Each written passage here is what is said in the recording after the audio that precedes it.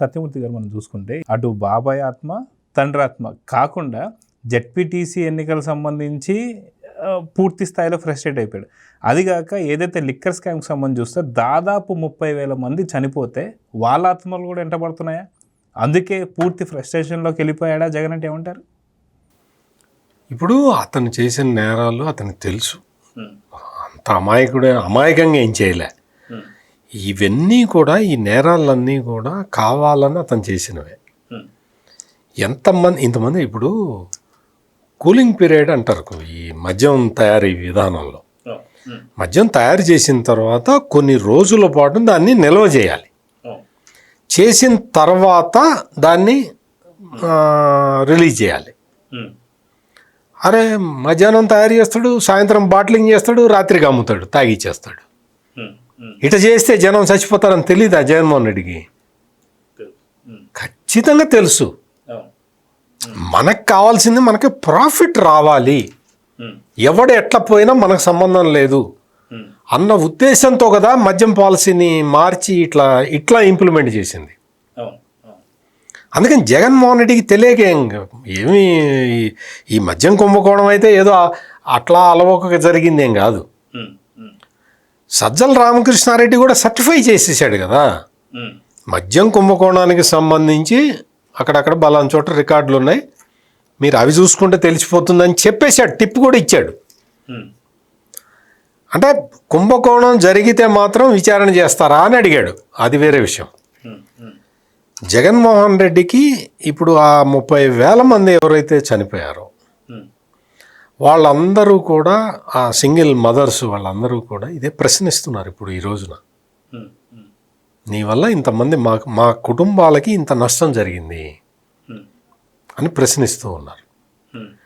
వీటన్నిటితో పాటు పులివెందుల్లోకి సంబంధించి పులివెందుల్లో బీటెక్ రవి ఇంత దెబ్బ కొడతాడని ఎక్స్పెక్ట్ చేయలే. ఇంత దెబ్బ కొడతాడని ఎక్స్పెక్ట్ చేయలేదు. దాంతో మైండ్ బ్లాంక్ అయిపోయి వాడెవడో బీటెక్ రవి అంటాడు. వాడెవడోనా నీ మీద కంటెస్ట్ చేశాడు, నీకు త్రుటిలో తప్పింది ఓటమి. అది ఇక్కడ ఓటర్ కూడా కాదంటున్నాడు సార్. అసలు ఆ ఓటర్ కాదంటాడు, ఇది కాదంటాడు, అది కాదంటాడు. బీటెక్ రవి చదువుకున్నాడా?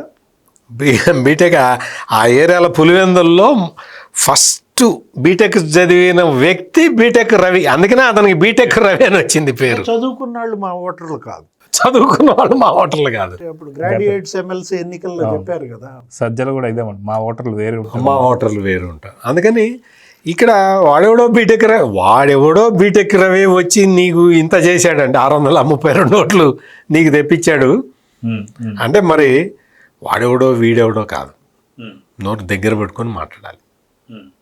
వాడెవడో వీడెవడో కోయ ప్రవీణ్ పట్టుకొని ఆడెవడో వీడెవడో చూపిస్తారు. రాయలసీమ డిఐజీ ఆయన ఏంటో చూపిస్తాడు, ఆయన ఎవరో కూడా చెప్పాలి కదా. నువ్వు క్యూ లైన్లో ఓటర్లు ఉన్నా కానీ నువ్వు భరించలేకపోతున్నావు. ఇప్పుడు జగన్మోహన్ రెడ్డి ఈ పరిస్థితులన్నీ చూసుకుంటూ ఉన్నాడు.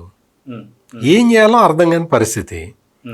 అవతల మద్యం కుంభకోణం తరుముకు వస్తుండే, ఇక్కడ పులివెందుల్లోనే ప్రజలందరూ దూరం అయిపోతుండే.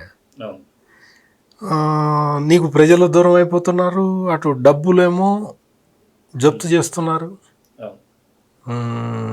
అన్ని రకాల సమస్యలు చుట్టుముడుతూ ఉన్నాయి. మరో పక్కన వైఎస్ అవినాష్ రెడ్డిని మరి అరెస్ట్ అవుతాడని ఒక ఇది వచ్చేసింది. మరి ఇప్పుడు ఏం చేయాలి, ఎట్లా చేయాలి? అందుకని జగన్మోహన్ రెడ్డి ఇప్పుడు కొత్త స్ట్రాటజీ తోటి రావాలని చెప్పి ప్రయత్నం చేసి ఆడెవడో 2 చేతులు ఉన్నోడిని తీసుకొచ్చి ఒక చెయ్యి ఏముంది వాడికి అని చెప్పి ఒక వీడియో చేయించాడు. అది కాస్త పట్టుకున్నారు. వీడికి 2 చేతులు ఉన్నాయి, వీడు ఒక చెయ్యి ఉన్నట్టు వీడు వీడియో చేసి మా జగన్ అన్న మాకు పెన్షన్ ఇచ్చాడు, చంద్రబాబు కట్ చేశాడు అని చెప్పి ఒక వీడియో చేశాడు. ఇంకా ఎన్ని నాటకాలు ఆడాలి? అంబటి రాంబాబు ఒక నాటకం, అంత మునిగిపోతుంది అమరావతిలో అని పశ్చిమ బెంగాల్ వీడియో తీసుకొచ్చి ఇక్కడ చేశాడు. అంబటి రాంబాబుకి కనీసం చూసుకోవాలి కదా, ఆ ప్రాంతం వాడే కదా, ఆ జిల్లా వాడే కదా. అది వెళ్ళి అమరావతి వెళ్ళి ఒక కారు వేసుకొని వచ్చి పెట్రోల్కి డబ్బులు ఇవ్వలేదేమో జగన్మోహన్ రెడ్డి కానీ చాలామంది కార్లో వెళ్ళి చూసి వస్తున్నారు. ఒక నిజ నిర్ధారణ కమిటీ వాళ్ళు వెళ్ళారు. ఒక మా సీనియర్ జర్నలిస్ట్ ఒక ఆయన వెళ్ళాడు. నిజంగా అమరావతి మునిగిపోయిందా అని చెక్ చేయడానికి వెళ్ళాడు.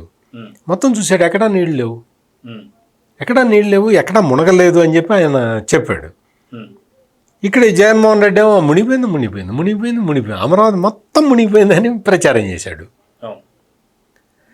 అందుకని ఇట్లా ఫేక్ ప్రచారాలు చేసుకోవటం, ఈ ఫేక్ ఇవన్నీ పోస్టర్లు ఇవన్నీ తయారు చేస్తారు.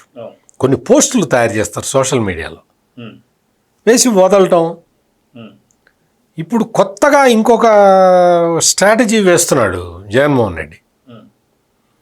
తెలంగాణలో బీఆర్ఎస్ పార్టీతోటి టైఅప్ పెట్టుకున్నట్ట. అంటే బీఆర్ఎస్కి పనిచేసే సోషల్ మీడియా యాక్టివిస్టులే జగన్మోహన్ రెడ్డికి కూడా పనిచేసేలాగా ఒక అగ్రిమెంట్కి వచ్చారట. అసలు జగన్మోహన్ రెడ్డికి బీఆర్ఎస్తో లింక్ ఏంటో అర్థం కాదు. బీఆర్ఎస్ మరి అక్కడ వాళ్ళకే దిక్కులేదు అక్కడ తెలంగాణలో. ఈయన వాళ్ళతోటి వాళ్ళ సోషల్ మీడియా ఈయన సోషల్ మీడియా రెండు కలిసి పనిచేస్తాయట. అంటే జగన్మోహన్ రెడ్డి అన్నీ ఇటువంటి పనులు చేసుకుంటూ ఇంకా ఏం చెప్తాడు, ప్రజలకి ఏం చెప్తాడు? అందుకని బయటికి వచ్చి చెప్పటానికి అతనికి ఏమీ లేదు. బహుశా నేను అనుకోవడం ఏంటి అంటే నారాయణ స్వామిని అరెస్ట్ చేసిన తర్వాత వచ్చి చెప్తాడు అనుకుంటున్నా. నారాయణ స్వామిని మద్యం కుంభకోణంలో ఆయన డిప్యూటీ సీఎం కదా, మా దగ్గర డిప్యూటీ సీఎంగా పనిచేసిన ఆయన్ని కూడా దాక్షిణ్యం లేకుండా చంద్రబాబు నాయుడు అరెస్ట్ చేయించేశాడు అని బహుశా అప్పుడు ఏమో ప్రెస్ కాన్ఫరెన్స్ పెడతాడేమోనని నాకు doubt. Please subscribe to Leo news for more videos.